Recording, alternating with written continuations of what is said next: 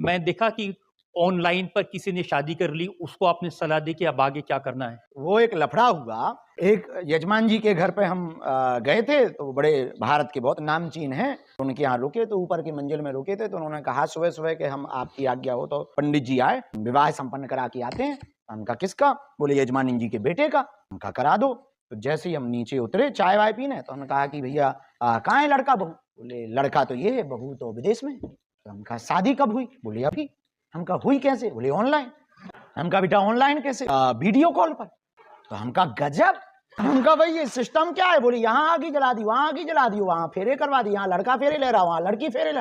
हम कहा बहुत बढ़िया, फ्लिपकार्ट से लड़का मंगवा ले।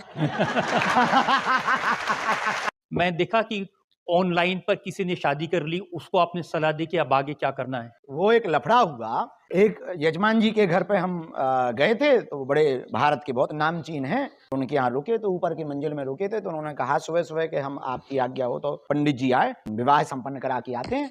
हमने कहा किसका? बोले यजमान जी के बेटे का। हमने कहा करा दो।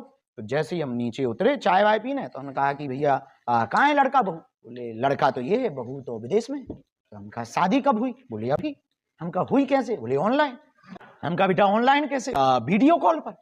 तो हम कहा गजब। हम कहा भाई ये सिस्टम क्या है? बोले यहाँ आगी जला दी, वहां आगी जला दी, वहां फेरे करवा दी, यहाँ लड़का फेरे ले रहा, वहां लड़की फेरे ले। हम कहा बहुत बढ़िया, फ्लिपकार्ट से लड़का मंगवा ले।